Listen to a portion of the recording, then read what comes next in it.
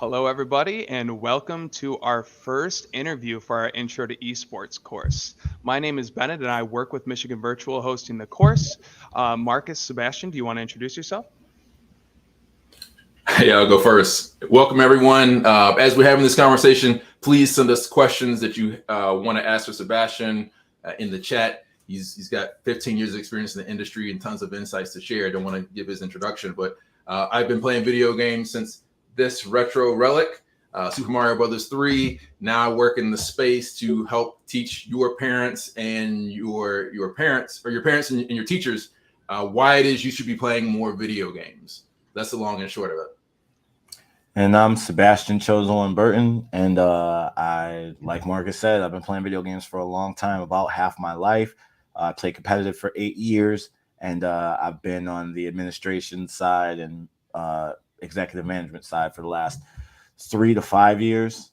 So I'm somebody who just breathes, lives, eats gaming, esports, and I'm glad to be here with you guys today. So thank you for having me.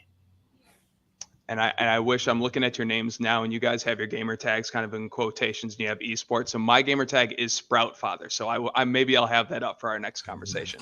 I guess we should start with something fun, conversational wise. What was your favorite game growing up, and what's your favorite game now? I'll start with that. Growing up, my favorite game was Metal Gear Solid. I don't know. It's just like Hideo Kojima had the skill of bringing really great gameplay with a really great storyline, just in a way that I just was waiting for them every time they came out till I was 25. So, I feel like Metal Gear was my favorite game then, and then now. I don't know. I'm a fighting game player, so I like Tekken, Mortal Kombat, Street Fighter. I really love. Something that I love about fighting games is it's similar to martial arts. There's always ways to recreate yourself. So I like to take 2-3 months off and just not play at all, and then come back and see how I can take a new character or take a new style and recreate myself. So I'm a big multi fighting game player right now, just in my casual time. Very nice. Casual time, right? Sebastian, if you don't mind, can you talk a little bit about what was your favorite games? My favorite game was Super Mario Brothers 3. I got it over here. It's over there on the wall. And what's your favorite game now? Today, I recently played the new Teenage Mutant Ninja Turtles, the Shredder's Revenge, and ironically, the art and the gameplay style was very similar to the old school arcade game. I've heard great reviews on this. I've heard it's a great party game. If you beat the game, this is a spoiler alert. So anybody who doesn't want spoiler, don't spoil it for them, man. No. Okay. You got to beat the game. It's got some culture there. All right. And how about you, Bennett? I'll just show the shirt real quick. I'm repping the Snorlax t-shirt right now. Did not. Pokemon from the very beginning. Red? I grew up in a household where I wasn't allowed to have video games. It was bad for you, so you couldn't do it. You had to play outside and read, and that was it. So my babysitter had a Game Boy Color he was looking to get rid of, and it had Pokemon Blue in it. And since that was the first game I actually had, it just kept on going. So I've been Nintendo since day one. I've had the Game Boy. I've had the Game Boy Advanced SP, the DS Lite, the 3DS, the Wii U, the Switch, and I've just kind of followed that journey ever since. So is your new for lost time? Your new favorite game, is it a Nintendo game? That's a great question. I mean, because as a franchise, I'm just saying Pokemon. That's just my kind of go-to answer. I mean, I played Legends of Arceus, where you actually got to run around and catch them, and that was pretty fun. And I've put a lot of hours in Sword and Shield. I would say that probably Breath of the Wild would be my new favorite game. If you had to just pick Breath of the Wild is classic now. Yeah, I actually had a friend. I remember when it first came out, I had a friend who had just come over to try out the game, and I told him I was going to bed, and I woke up at 3 a.m. because I was hearing stuff, and he was still at my place playing the game. I was like, go home. This isn't where you sleep. You know what I mean? But that's how addicting that game can get. For sure. One of the classic RPGs, bro. Exactly. Yeah, I just want to tell you, I'm not a big Nintendo guy, but I love Smash, and my girlfriend just beat Legends of Arceus, so I watched it for the last 2 months. I watched the whole saga and how it played, and I was pretty impressed that Pokemon's finally getting to the 3D kind of experience. I'm a tech snob in a way, so Sure. just the fact that Nintendo focuses on family and fun over like super crazy technology, that's the snob in me. You're a wholesome fan, and everybody should like Nintendo games because they're proving the model of building a true community, and they have the strongest ones with all their titles, their communities, their characters. They control everything about it. So I really got a lot of respect for Nintendo. It's just not my thing. You know what I'm saying? Gotcha. It's just not your thing. Yeah, but I got respect for them. Like I just, as far as the business goes, and really carving culture and corporate movement together to help form what we know as gaming today. They got to be in the top 1, 2 of the conversation of anything that's ever happened, right? Sure. Like anything that ever happened, Yeah, Nintendo as a company has to be like considered a leader of the entire space. I've spent my time at this company over the past 2 years trying to convince everyone that we should be teaching our math course in a repurposed Pokemon game. So I'm going to have to the amount of time that I spend loving Nintendo, probably giving more love than they deserve, is at a pretty high level. So yeah, if you're ever interested in talking about that, this might not be the place, but I've got information for you. I promise. That's an interesting concept. And Marcus, I guess I'll pass it back to you. I know you had the questions. I'm sorry to hijack your interview, but No, I think it's important. I think, what I'd love to see future state is that like all subjects are being taught from the perspective of gaming and esports, because, we all grew up playing video games, and then it makes it easier to like relate the concept you're trying to learn. Like, why wouldn't you? I agree.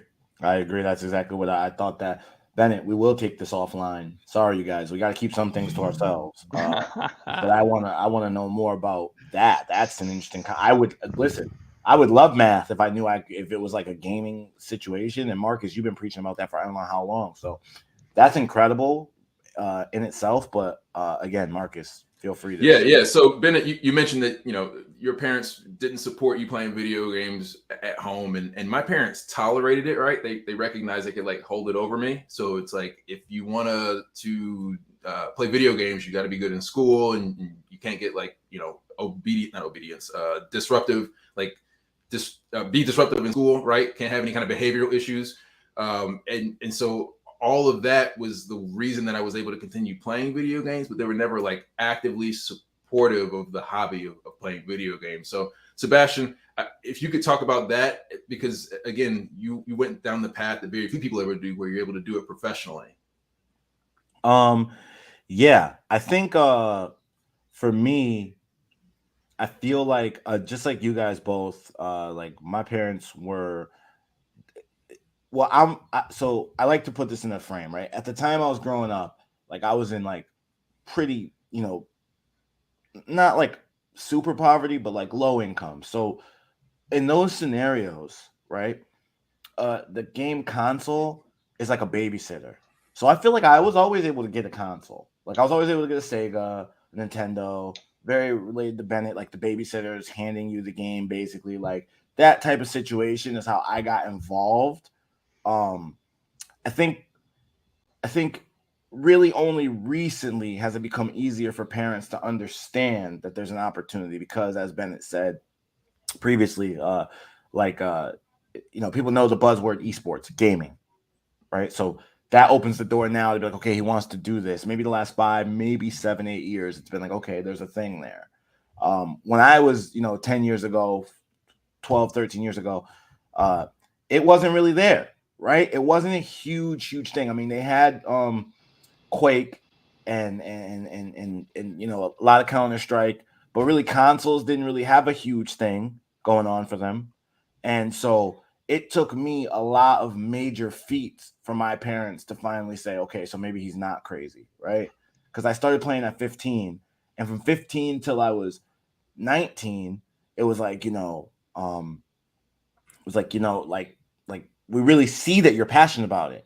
We know, we get it, but you're going to grow out of it, or you don't need to, spend all your time there. There's no way to add value to your life through this. And so I think for somebody who's in that right now, in that kind of scenario, I feel like, first of all, you're in a better time than ever, right? Like now there's proof out there. You got Booga won $3 million at Fortnite, 16 years old and stuff like that. That's proof. He's 19 now. He just turned 19. He's been rich for 2 years. So now we know the game is different than it used to be. But even now, I think you would have to just like any sport, me and Marcus talked about this recently, just like any sport, you would have to recognize that less than 1% of people make it to a professional income, right? Just like any sport, less than 1% of people. However, like any sport, there's a full ecosystem. So early on, you should decide what discipline you want to go into. And there's definitely programs like Michigan Virtual and, continued education opportunities for you to continue to build on those skills. Because look, every team needs a coach. Every league need a ref, right? You got to have those things. So just in case it doesn't work out, I say play till the end. Play until you can play, right? Till you can't play anymore. Play forever. And why stop? But I feel like as you begin to want more in life and grow, I feel like, if you're in that situation where you don't know if you can turn it into something, or your parents or your peoples aren't supportive, just make sure you're building your plan, because no one will see the vision until you do anyway. That's why it's in your head.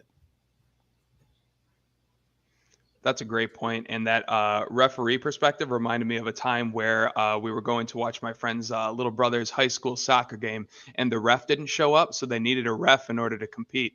So my friend ended up being the ref and ended up kicking his little brother out because of the type of words he was using on the field, which was one of my favorite moments of all time from my childhood. But it brings up to a point that soccer is one of the biggest it's the biggest sport in the world, soccer, Absolutely. football. And even at a local level, you're still looking at it as almost like a community thing where you have people just helping in and filling in, which is what esports needs, which is another. And I'm grateful that you brought up the thing about the 1%ers, because that happens in any sport. You wouldn't recommend that people just play football, without pads just for the fun of it. You like to play it in a controlled environment because it's good team building, and there might be some squeeze at the end of it if you're successful enough. And the same thing for esports. But the difference is esports is you're able to get to your level of mastery quicker if you're trying to accomplish that, because you don't have to worry about travel. If you're a parent, right? I think of my friend who is playing hockey, who had to travel to Detroit every single day from where we grew up. So he's traveling 2 hours every day after school. That's time you can't get back as a kid, right? A lot. But let me ask you this. These kids that are getting to their proverbial 10,000 hours of mastery before they're 15 years old, and it looks good because they're all of a sudden making money in high school, and we don't really know what to do with it, but we know all of a sudden, they're making six figures as a 15-year-old, but they haven't even developed their social skills yet. They're still working on a lot of stuff. How do you see this as... Do you see that as an overall positive thing, or how would you choose to highlight esports? Would it be for those kids, or how would you highlight the other students that might be looking into esports that will never be that top 0.01%? Man, that's a crazy question. Yeah, I want to say, first of all, Michigan Virtual, you are lucky to have this, man. What an incredible question. I gotta say, now how do you answer the question? It's like I think it's great that opportunity is there, right? Mm-hmm. However, not all opportunities are great. Right. So I really think that, putting myself in the shoes of a 15-year-old today, I would feel ecstatic to be making that kind of money. Knowing how I was at 15 years old,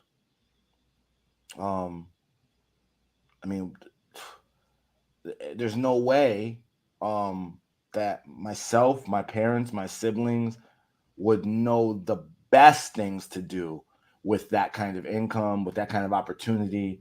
There's no way. There's just no way, realistically. Like, if you know what I mean? Like, but again, that kind of serves to, like, is that on us or is it on the ecosystem? Because the ecosystem is just growing as fast as it can, right? It's just doing what it can. The people in it are the ones that, so right now, if I'm 15, I think it's fine. I'll say that.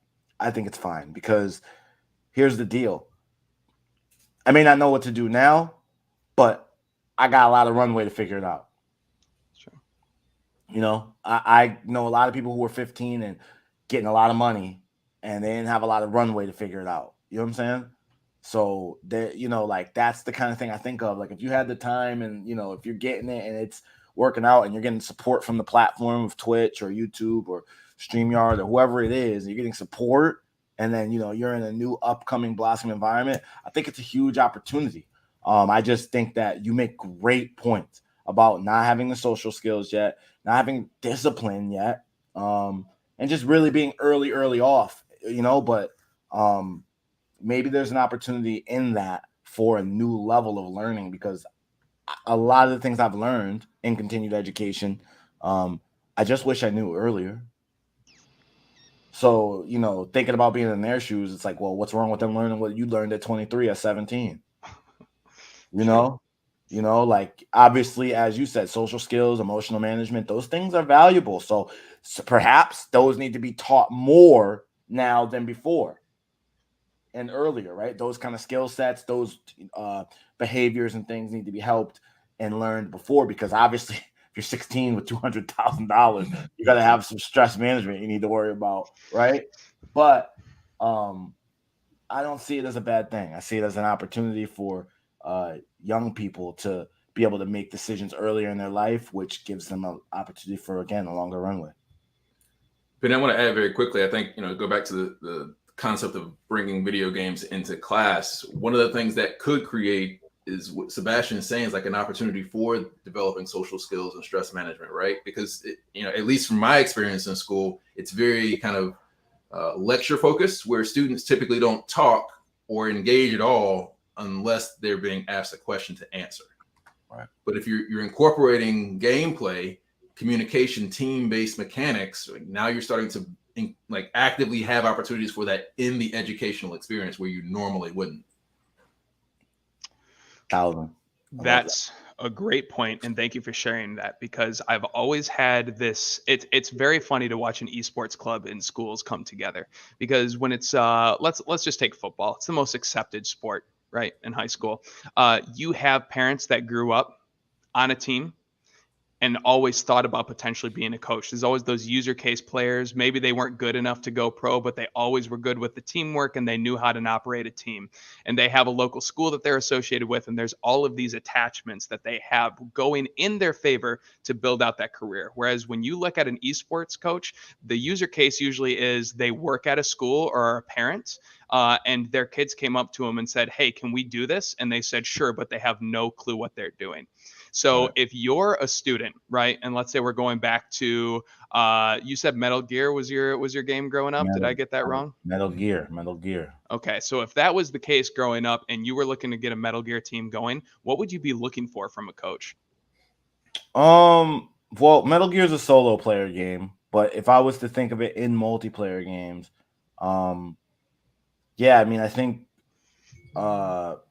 like people who are dedication would be the first thing I would hunt, right? Like, I feel like if you're dedicated, we could work on your skills. As you said earlier, I mean, it's got the learning curve. That's what makes esports and gaming so dope, right? It's a learning curve that even Microsoft has awesome, controllers for those who are, handicapped or need help in certain situations. There's all ways for everybody to play. So that said, I don't really see much of a barrier or anything like that, whether you're a girl, guy, or whatever's going on. But the most important thing is that, like, we can all sit down and play. And if you're dedicated, I mean, that's the first thing. Dedication.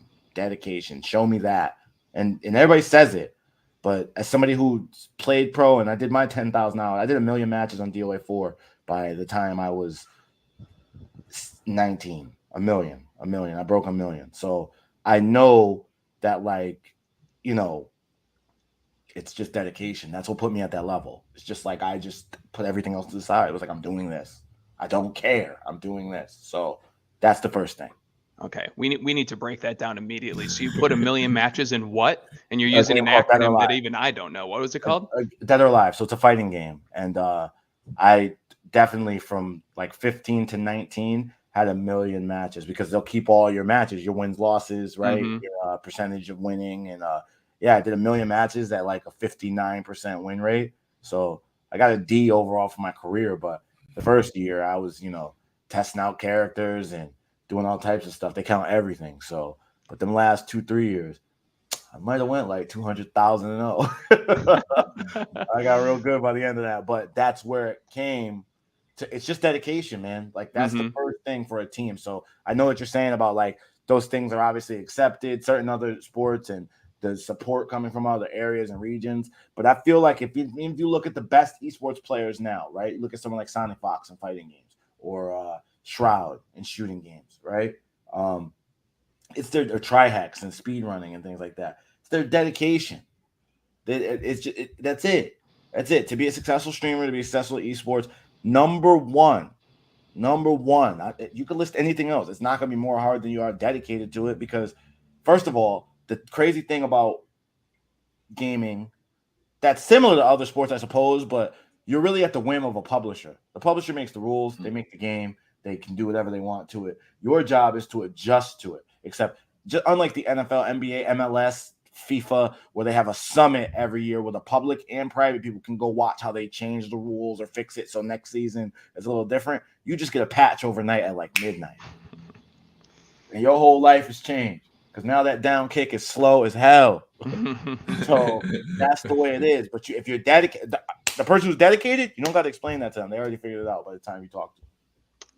That's awesome. And I would like to mention I've never read one patch notes my entire life. So I kind of just like to go with the flow and feel. I like that, baby. I like that. There's nothing wrong with that. That's a true spirit. It's a true spirit. You'll figure it out as you go, huh? Yeah, all of a sudden you're getting destroyed and you're like, am I doing something wrong? I thought this was really good 2 days Probably ago. go check those patch notes. Yeah. And then some friend who's read all of it was like, oh yeah, buff nerf, you're just bad at the game again. And I was like, all right, back to square one. You see, and that's and look at what even every little joke. J. Cole has a line where he says every joke has some truth in it, and it's like that right there. That's funny that took place, but the truth backs up what we were just talking about. That person's gonna come to you and be like, "Yeah, you didn't see the notes? Like, what are you doing?" Their level of dedication is higher. They may not be the most dedicated just because they did that, but they were more dedicated than you in that scenario because it's like they was like, "I gotta go see these notes so that don't happen to me." Absolutely. And that is a milestone because that is the first J. Cole reference on any live stream we've ever done. And I'd like to congratulate you and thank you for that because thank you. Great artists. You guys check them out. Great artists. You know what I mean? Great to play while you're playing on solo queue or whatever. Just do your thing. Cool. Absolutely. You need like an air horn or some other kind of like a dashboard of your sound effects. It's just when you have to redo the computer, you lose all your Stream Deck sound effects. I had to like reboot it. So oh man, you know how that goes. Yeah, but I used to have all the cool buttons that Marcus is referring to. Another funny thing that I was thinking about while you were talking, and I love piggybacking off the things that you were saying, is the hours that we were putting in. It's a great example of things that we typically don't enjoy when we're working on things that we don't enjoy. But the engagement level of video games allows it to be so high that those certain aspects of our life that come in other parts of our life kind of just like become the common. And when you're looking at how many hours you put into a game or how many matches, if a company or even if you're in school and your parents ask you how much time did you spend studying today, you don't want to answer that because you know that you're not putting enough time in. But when it comes to gamer hours and people are talking about how much time did you train, it kind of becomes that acceptance, and that accessibility is also there because it's easier to just go on Steam or wherever the game provider is and say, oh, I've put this many hours in, as opposed to trying to remember like when you studied and what. So it kind of helps other parts of your life too. So have you like ever when you were playing when you were younger, did you ever look at how many hours you were putting in and try to up those or lesser those depending on what's going on in life? It's a great question. Another one. I feel like that would be my advice, and maybe Bennett and Marcus can tell you about that. I was not good about that. I feel like in hindsight, there's no regret to it. I love the way my career played out. Obviously, I've had amazing opportunities. I'm here with you guys. Feel grateful for how everything shook out. But I think I should have in certain times. I was kind of like, there's an NFL player, Michael Vick, who was known as the last one in and the first one out of practice, right? Like this guy rolls in practices 10 to 12. This guy rolls in at 9:59. He's out at 11:58. Like, he's first in, last out, or last in, first out. But his talent was so high. And I feel like I was really talented in Dead or Alive, but I didn't do those audits. Those audits are very, very important, right? Like taking that time to see how long you can play for, when your decision-making becomes worse, when your fatigue sets in, when you're hungry versus when you're not hungry. Really, really, really taking the time to see how the patch notes affect all your characters or all your weapons or all everything, right? Like I'll do the brush over. Like I might have been like Bennett's friend, like, oh yeah, I saw the patch notes. That's just going to the page. Doing the work is testing it against all 28 characters, right? Doing the work. And so I don't think I was the greatest representative of that, if I'm being truthful, but I would recommend it 1,000 trillion%, because that's the competitive edge. And that's definitely important. There's no question about that. But that's not, it's monotony. And monotony doesn't come with an award. There's no award for like, you just did the same annoying thing 300,000 times today.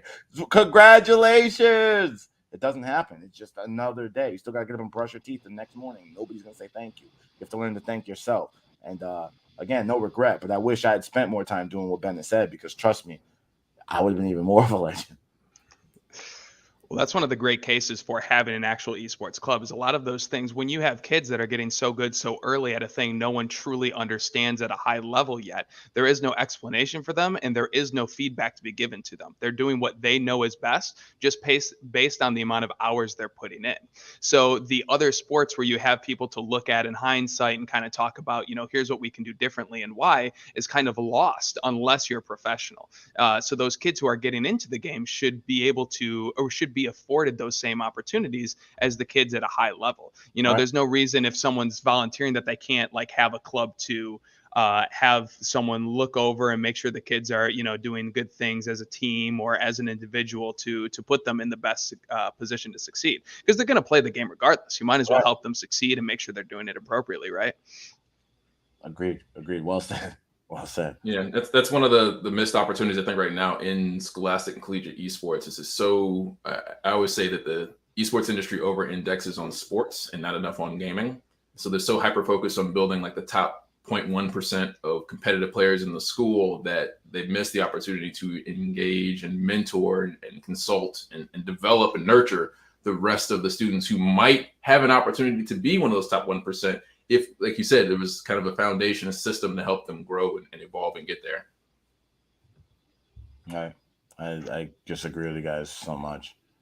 It's important. It's important in those development hours and showing kids at the age of, because circling back to that earlier question you asked about, is it good for a young kid to get $100,000? That pipeline depends, right? That very pipeline you're talking about is the difference. You know what I mean? Like right now, it's Wile E. Coyote out here. Like kid could turn on his Twitch and by next month it be on and popping. And we all know. Everybody here knows. Everybody here, we all know it's true, right? Mm-hmm. Like it's true. It's that fast now. So with that said, I'll pose the question on you guys. Is it better to go the route of streaming because that can happen, or do you think that it's better because we just saw Myth just signed to YouTube, and in his release video, which all these like pro streamers are dropping videos like players switching teams in pro leagues now, his release video from Twitch where he says thank you to Twitch and he's going to YouTube, and they make it a big press release, 125k likes on Twitter. He says, I could have stayed grinding Fortnite to try to be the best, but I followed my heart and I wanted to be a streamer. And, they're saying he's making much more money now. Do you think that the streaming route is the better route or the esports route is the better route currently as of today? Well, you turned that around on the interviewers. I don't like that. Marcus, will you go first so I can formulate an answer to act like I'm well spoken? I have an answer, but I just want to see what you guys think. I think if you look just view it as a pure opportunity, right? Like opportunity cost. I think there are more opportunities available to be successful and build a career out of live streaming than there is for esports, just because esports is naturally exclusive, right? Look at the Call of Duty League. There's 10 teams, 12 teams. So there's only 50 some odd players across the entire league. Right. But again, if you look at the gaming industry, there's 1.3 million plus games in the industry, and on average 100 games being added every day. So if you happen to, let's say, like get in early on Among Us, right? That game launched in 2018 and then didn't explode until 2020, and then 57 million people downloaded it. if you were in early on that, you could build an entire career just off being like the expert local, nationally, globally in Among Us. You can't really do that. You don't have that same opportunity in esports because there's so few like professional revenue generating roles just because of the nature of how exclusive the market is relative to the gaming industry. I am also going to pick live streaming. The amount of time that pro players spending getting to their proverbial level of mastery. Well, let's talk about imposter syndrome, because I think a lot of people look at professionals and they also look at streamers and say, how could I do that? And that assumes that you have to do it like them, which you don't. And I can't wait for my parents to watch this and say, well, why don't you start doing that? Because this is going to bite me. You know what I mean? Once they start seeing this and start talking to me about it. So as a guy who's diamond in Rocket League, so is basically a pro, let me tell you this. If you are putting that much time into constantly playing games, you can live stream to a certain platform. And it does not affect your day-to-day if you have the processing power on your computer. So the exception here is accessibility. So you do that, and if you have 10 viewers, that's still more powerful than having 0 viewers. And the limitations to esports games are not limited in Twitch. So if you wanted to do something else with your time, now you've expanded your options and you might still have a following. And there's nothing stopping from you, once you're a professional player, after streaming, to still stream. In fact, most people do, to double their opportunities for money. And most importantly, streaming is, no matter the platform, is kind of here to stay, whereas esports organizations are going to come and go. So it's better for your interest to be more in control of your money or your time, and make that as a second opportunity. So if I had to answer your question as one or the other, I would pick streaming and then probably just try to do both if that was your goal. Well stated, both of you guys. I'm gonna say, and I know it's gonna probably rock the house a little bit, I'm gonna say esports. I feel like streaming is one of those things where I mean, it's the 1% of the 1% of the 1%. You know what I'm saying? Twitch is gaining more streamers than viewers last time I checked, because everybody's doing what Bennett said. That advice is very practical, and what happens with practical advice is that floods markets, right? So the market is flooding. Everybody, every phone, every PlayStation, every Xbox, and every TV is all able to stream you now. So everyone's getting more and more and more and more content, while esports has not even been figured out yet to where the careers are 200,000, 300,000, 400,000, 500,000. It just hasn't even been. That's the reality of today. It has not been figured out in a way. We see Activision tried it before their esports league even got fully off the ground with a full season. They got bought by Microsoft. Okay. We've seen, Riot. Riot has had success with it. They have hundreds of players that don't have to work anymore. Hundreds and hundreds and hundreds. The list is longer than you believe of players that don't have to work anymore. And they don't play League of Legends anymore. They played from 2013 to 2017. And between their player contracts, and you make a great point, they still streamed, right? But it's arguable that they weren't as great entertainers as that super high 1%. I'm talking Pokimane, Myth, Nick Merckx, all these guys, right? I named like a quarter of them already, and that's how short the list is, to where you're making money that's sustainable, right? Whereas, we don't talk enough about these people in Asia or the Norwegian area, or even South America, that there's League of Legends players that people don't even know, and all over the globe, that like are literally like living their best life as professional esports players. It's just that this American ecosystem has not caught up just yet. So I think the opportunity lies in, right now, the bricklaying is happening. That's our job.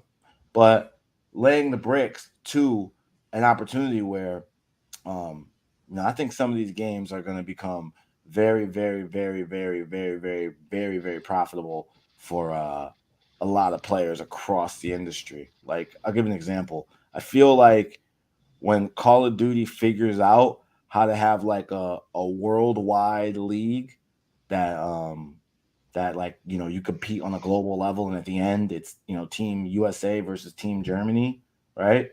I think at that level we're talking Olympics. I think at that level we're talking and these are there's Olympians you've never heard of, but they're living in a big house. They're fine. They're doing their thing. And the Olympics never paid them, because when you become an athlete, opportunities open up for different things. And I think that we're not even there with esports yet. I think live streaming is basically what TV is turning into. So now all the celebrities are coming in and they're saturating that even more.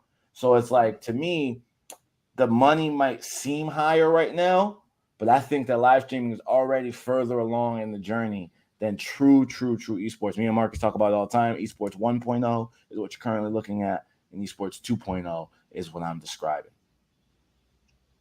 I like that. We have a question from the chat, and I'm going to go ahead and highlight it here. Josh Allen, which I believe is the quarterback for the Buffalo Bills, so we have some great company in this course here. Yeah, different Josh Allen, I can promise you. But he's curious where you see speed running when it comes to potentially esports or live streaming. I think that speed running is one of those great question, Josh, by the way. And I think speed running is so valuable.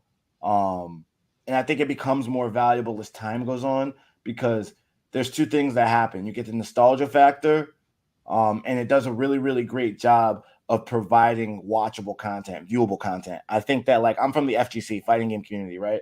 I feel like a challenge of the fighting game community is that it's not very watchable content without educating. Even though it's hype and like people get behind it in large crowds, I feel like speed running, just watching somebody go through something so quickly without words being said, is just something that, I mean, look at AGDQ. A lot of these events across the country, they're really pegged around community and people coming together to see. They're a great way for what I just got asked about, like Metal Gear Solid. Like, even though it's a one-player game, I love watching people speed running, right? Like trying not to get hit, never get saw. Those things are talents that are super important because they bring the life of the game value up for those single game publishers, right? So I'm pretty sure Naughty Dog would love that with Last of Us. Pretty sure, Tecmo Koei with Ninja Gaiden, Neo, those games, you add a lot of longevity to them. And I noticed that as content creators, YouTube, I noticed more than Twitch, those guys get a lot of sponsorship from the publishers. The publishers do a lot with them when they do their launch rollouts. They do a lot with the speedrunners, the game beaters, the ones who beat it with the commentary, without the commentary. I think it's a huge piece of the community that doesn't get talked about. And then I think that out of all the genres, I want to say of all the genres, this, and check this out for me, Josh, and you guys cross-check this too. Pretty sure speedrunning raises the most money. That might be true. I've seen it raise a ton of money. Raises the most money. I mean, AGDQ, they definitely do a couple million a year in 2 events, 3 events. They do like a couple million a year and raise money. And then just in general, speedrunners in general are always doing like, if we get this time for charity or things like it just seems to be in their culture really well, which speaks well about the other side of gaming that we're all thinking about here, which is like certain communities. When I said Call of Duty World Global, that's a dope idea if we didn't have 3 layers of toxicity, right? And so what I see with speedrunning, to close that question out, is a very low toxic, nostalgic, yet very skillful genre in esports and gaming that I think hasn't even seen its full potential yet, but it is very powerful. I think it's a powerful cornerstone. Well, that's a great question. And I was just thinking about how, Marcus, you showed the Super Mario Bros. Cartridge and how I saw some video of this is like a new form of content. It's so far removed from the original game. I don't know when that game actually came out, which, by the way, is why I asked that question. I wanted to show the gender gap to show off my youth, which is why I asked that what was your favorite game growing up.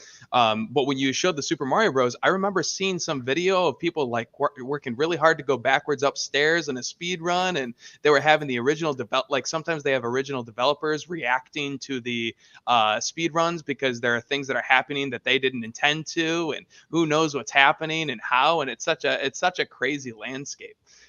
Which brings me into my next thought, because one of the big issues when it comes to that generational gap and it comes to the shelf life of video games is you don't necessarily know which games are here to stay and which ones are going to drop off after a while. Some games are able to go free to game and they build that base that they're going to stay around forever. But just before the pandemic, a lot of people didn't know who Fortnite was, and then all of a sudden they're the biggest thing, in the world, right? So how do you see esports as a whole community fleshing itself out? Do you see more games staying, or do you see certain people who are playing esports just off playing in more games and potentially having more variety in their repertoire? And how do you see the esports orgs trying to attach themselves to these games? Are they going to continue to invest in games if they're dropping off? Will they try to look for certain markers in these growing games to attach themselves to? I know I just threw a lot at you, but let me know your thoughts. Oh, it's a great question. Marcus, I think it'd be great for you to lead off of that, because I learned a lot about games and how they're developed, and kind of like the timelines through Marcus, who's, his passion is indie games, and he really schooled to me how much they're the blue ocean of the space. So if anything, I think we should talk about how they are the blue ocean of the space and what you think of that question, and then I'll give my opinion after that. Sure. So to add more context, there's over 1.3 million games in the industry today, right? And again, 100 to 200 games being added every day. If you look at the entire global ecosystem across VR, console, mobile, PC, whatever, at least 75% of those games are created by independent game developers. So it's very similar to like indie music and indie film, where you have, smaller teams, more creative, novel work, but smaller budgets. That's the majority of the games in the space. And you compare that to what you see in present day esports. If you go look at the Esports Observer or any of these mainstream esports outlets, they'll typically do like top 10 or top 15 games in esports. And generally speaking, the top organizations kind of just focus all their energy on those top games because they're most popular, because they're chasing views, right? Their value proposition to their sponsors is how many views we have on our content. So they have to follow the most popular games. I think that's limiting. And I also recognize that 60% of those games are either mature rated or have guns. And while I don't agree with the stigma that violence in games and guns in games lead to school shootings, actually all the research suggests that violence in games and guns in games do not lead to school shootings, but actually violence in games and guns in games decrease violence in real life. So just want to clarify that for the kids and the teachers watching and the parents watching. The reality is the perception is that violence in games lead to violence in real life. So I think you have like less engagement around potential sponsors in the ecosystem because everyone thinks the only thing that esports is mature rated games and guns. So I think that answered the question. Sebastian, I'd love to hear your thoughts on that. So I agree with you 100%, and I definitely think that that's what is a problem. There's a culture issue, right, Bennett? So agree again with Mark is saying that across all these genres, even from AR, VR to mobile, don't even get me started, right? To console to PC. There's so many games being played right now as we're talking, right? When you're going hard in Rocket League, Bennett, someone's doing that right now as I'm talking, right now. So like, there's too many games to try to do what's happening right now. Follow the hot game, and that's why some of these companies, i.e. FaZe Clan, 100 Thieves, XSET, there's really no product, right? Like they're companies, but they're not really products. They're teams, because that's what, when we first started, teams were the thing the players wanted to go to, because at that point in the ecosystem, that represented that you were getting, backing or some kind of sponsorship. The game has changed now where you absolutely don't need any of that. You don't need it, right? Like we just said, you can go from 0 to 30 days and have 10,000 followers and 100 grand. That can happen for you more than ever now. So, and it increases as we talk about that live stream pool filling up. It increases with more people every day. So spinning it back from the person perspective, that's why I feel like people don't want to, go towards teams as much anymore. Teams are even starting to do different options. We're just watching the live A/B split test of it right now. You have FaZe Clan, who tried to make a movie this year, tried to shoot a reality show this year, made a Batman comic this year, all in hopes to get the public to want to put money behind their publicly traded organization when they've done all those things. But those are all service offerings that they're testing so they can try to go down that channel, because they do know following games and just trying to stay popular by picking up the most popular players is becoming less of a sustainable business model. So now you have them making that. You turn the corner to Xset, and they're trying to partner with venues to have branded experiences, right? Now you want, 200 branded experiences across America, and that's what our product is, right? And then you look over at 100 Thieves, they're trying to make a game, right? They want to make a game. So you're looking at the biggest players in the space right now, some of the biggest players, trying to pivot and figure out what's going to stick, because I don't think it's sustainable. Because what changes gaming from traditional sports are the genres, right? Like, you could like the Redskins, I could like the Cowboys, and we both watch football. So if we go to a party, that works. If we go to a bar, that works. If we go to a watch party, that works. If there's a Super Bowl thing, that works. See, their ecosystem is built around different merchandising, different products, different events, different experiences, and they can get the lifetime value out of a fan really, really long. If I stop playing Call of Duty and then I turn over to Valorant and your team doesn't have a Valorant team there, your team just lost a customer. You see? If I go to Halo and then I came from playing Madden, right? Well, all my Madden friends, they don't play Halo at that level where they're going to watch a bunch of, where Halo's at. That's the difference. And those demographics get crossed daily, right? Daily. And so that right there is what is the next level of esports, is everybody's community being nurtured in the best way possible to extract the most out of that community. I mean, a great example, speaking of earlier, was is Smash. I mean, if you look at Smash, these guys have been pushing these CRT TVs and these GameCube for so long that finally Nintendo, one of the more disciplined companies of this entire ecosystem, right? You can't use their brand, their likeness. They don't want to. They don't really want to mix and match that much. If they do, you got to have been very popular. Every character in Smash is an iconic character. You have to be an icon to be in Smash, right? They'd rather other companies come out with multiverses and Brawlhalla and other games that before they give full sponsorship to this being like a competitive everyone game. Well, they finally come through and said, you know what? We're going to sponsor, we're going to work with Panda, right? Shout out to Panda Gaming. And we're going to work with them. And we're going to bring an actual tournament series to America 20 years later.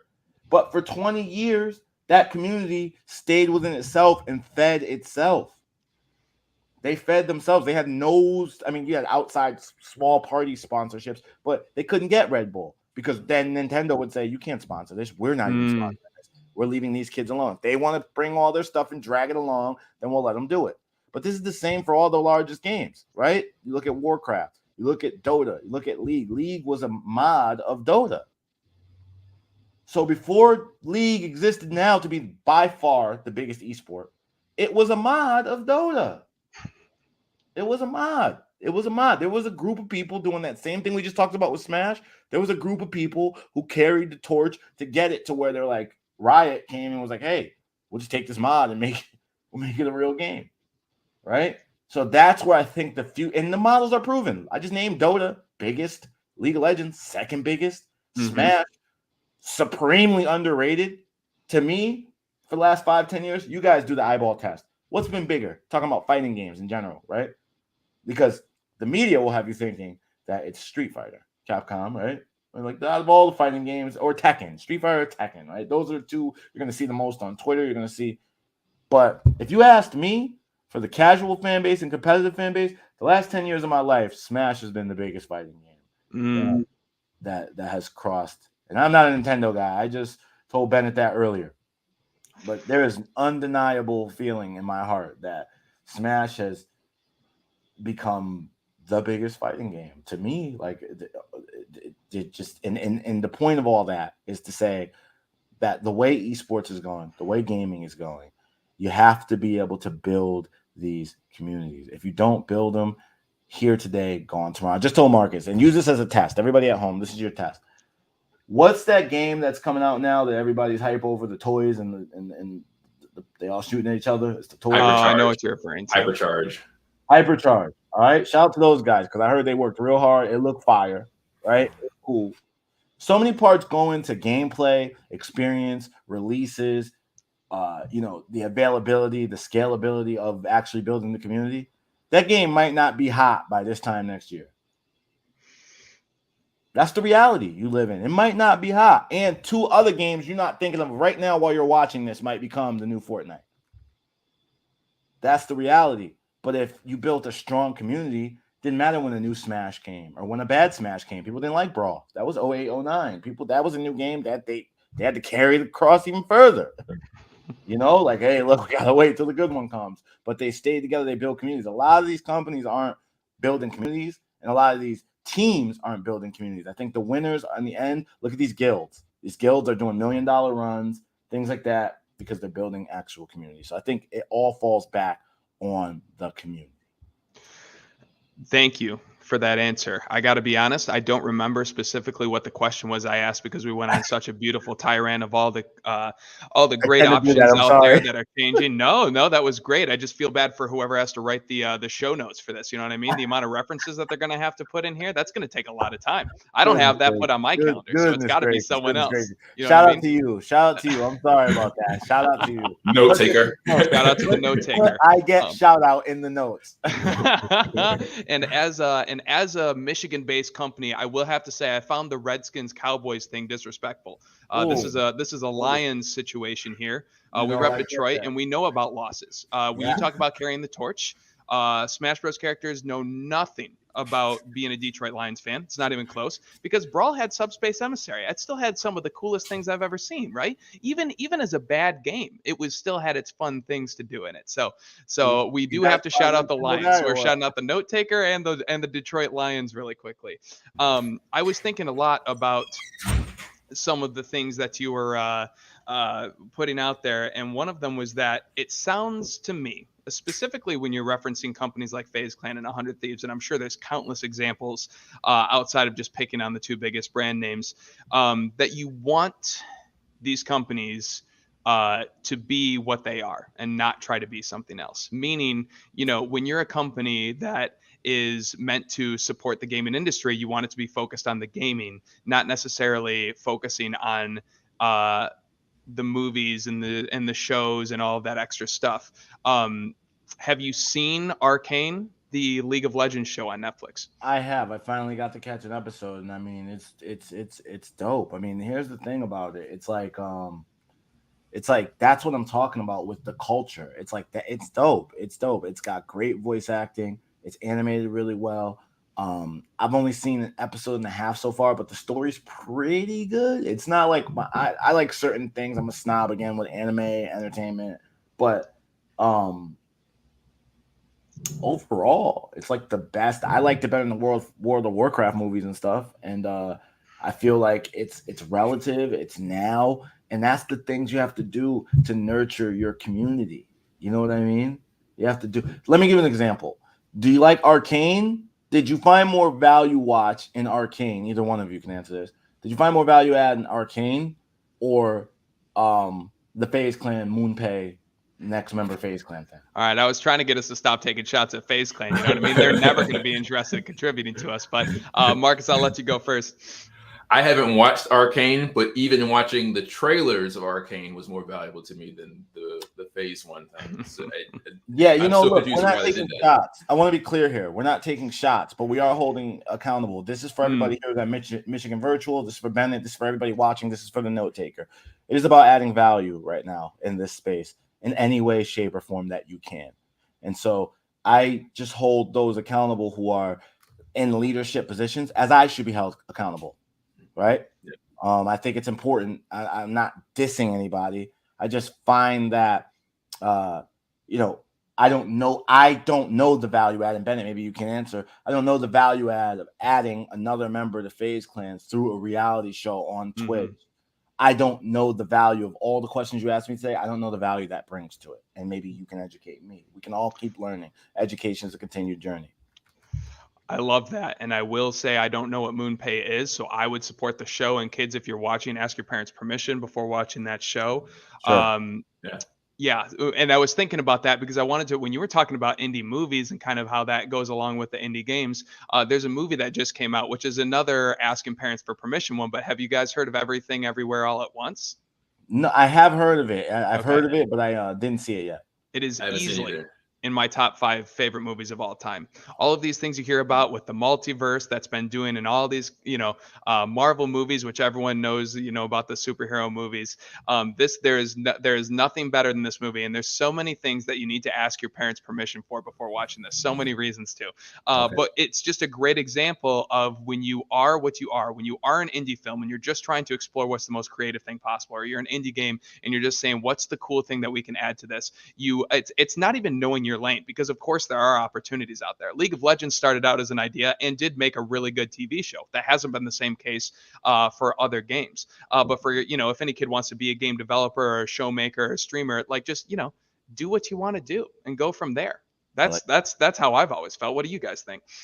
I like that. I agree. I mean, that's the motto right there. In fact, we need to just write that on the do what you want to do. Do what you right? want to do. That's the first thing. Define yourself. I'll just back him up with define yourself and add value. You got something to contribute. You know what I'm saying?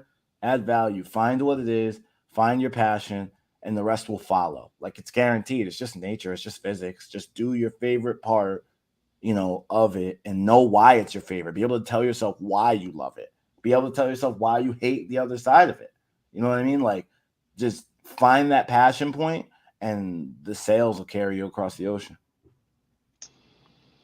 Sebastian, before we finish up here with this awesome conversation we're having, can you share a bit about your journey and the different hats you've worn over the course of your career? I know you and I talked about that in the last couple of days, but a compliment to these interviews, the students, everyone who's watching is going through the 4 different pillars that we have in this program and seeing examples. But I think it's better to hear from somebody who has lived those various examples of entrepreneurship and organizing and content creating, things like that. Can you just share at a high level the things that you've accomplished over your career? So I'll say that my career happened in 3 phases, right? So I was a player first, and then I turned to like a pro player, which at the time was just defined as being on wherever the competitive circuit was for the game. Just being able to enter those tournaments, right? So I wasn't sponsored, but I was entering every single tournament every year. Then I became a sponsored player. So that was all my player journey, right? And even at the end of my sponsored player journey, I realized one thing. I got a great piece of advice from an older gamer who was a Mortal Kombat world champion in the 90s. This guy had an arcade machine in his house. And, I learned something from him. Just one sentence. We talked hours and hours and hours and hours, but there's one sentence that rings as I'm talking to you guys now. You can't always win. You can't always win. So I ended journey 1 with that in mind, that it's true. You're not going to win forever. And as it's been going, you get the most money when you win. But you need to be able to eat for life, not for today. So you got to find something next to do. And so I was blessed enough to become good enough at Dead or Alive that I got in with the administration, and I started working with the creative director, Tom Lee. Shout out to Tom. He started getting me to E3, PAX, South by Southwest, Gamescom, and all these events that helped me really shape my understanding of marketing, right? E3 are trade shows. South by Southwest is a trade show. These are shows where companies get to show the product, get to really do some experiential marketing and build brand awareness as they're doing a launch. That really piqued my love for marketing and branding. And so then I was able to, this is phase 2 still, move down to Atlanta and do a couple different gigs down there with a company called Console Kings. That was the first in hip hop and gaming media. We interviewed people like Kevin Hart, different basketball players, pretty much anything in the hip hop culture, urban culture. That I was a brand ambassador for that company. It gave me a really great opportunity on how to create stories, how to take more than just Bow Wow and the game playing Madden, and turn that into, Game is on his tour right now. Bow Wow is doing an album. They're coming together. They're going to do something for charity. It's at this beach in, Miami. figuring out how to tell the bigger story is what I got out of that. So learning how to tell the bigger story, experiential marketing, and then the coup de grace of chapter 2 was E-League down in Atlanta. And that was a great experience because it was Turner Broadcasting. You know, this is CNN, Adult Swim, Cartoon Network, working with this world-class organization that produces stories across the world really helped me see the power of being planned and staying on time with things. So I became a marketing manager there. And at the peak of my career at E-League, I knew that I kind of had something bigger inside of me, and this happens to a lot of us. I became an entrepreneur, started a company called Gold Standard Gaming, which I still run today. It is an agency. It started as a talent agency. Now we're a digital advertising management agency, and we serve companies internationally across the world. We've partnered with great companies like MetaArena, and it's just been a great experience. So, you know, I say all that to say, it's just like Bennett said. My thing the whole time has always just been do it, right? Do it, define yourself. I knew a long time ago that I was going to play video games. Like I knew that a long time ago. And just this journey has been how I've been carving out the statue, right? Like how I'm going to make it work for me. I found my discipline and love for marketing through going through the experience of being a gamer. And so whatever you're doing with your game right now, figure out how you can turn that into a lucrative process for you to not only be lucrative in wealth, but lucrative in, you know, your logic, your thinking, and your ability to be a better person. And I think that's kind of the 3 phases of my career thus far. And I'm looking forward to tomorrow more than I was yesterday. Wow, that is amazing. I want to say thank you to both of you for showing up here today. This was a fun conversation. We covered so much that I wouldn't even be able to list it right now without running out of time. So I'm grateful for that. Thank you for having us. Thank you for having us. Of course. Very much. I'm going to go ahead and pop out the link to our course, which is in the description below. I've always wanted to do this. You know what I'm talking about? When you see people doing the look in the description below. So you're going to go right down here. And if you have a student that's interested in learning more about what we talked about today, go ahead and click on there to register for our course, which is active today. Any final thoughts from either of you before we head out here? Marcus? I think that you can make a sustainable career in gaming and esports. I think, you know, that's truer today than it was when we were in middle school and moving into high school. So, you know, take this opportunity to educate your parents, educate your teachers, because they're your support structure, your community. Once they understand, they want what's best for you, right? So if you help them understand how video games can be what's best for you, then everyone wins. Stay dedicated. Stay dedicated. That's all I'll say. Earlier, Bennett mentioned that, and I think it's huge. Stay dedicated. When I see you again, you'll be a pro. Heard. Thank you. And I promise to have my gamer tag and my name description for next week when we have another interview with another guest speaker. Thanks again, and I will talk to y'all later. It's good to see you, Bennett. Thank you for having us, Michigan Virtual.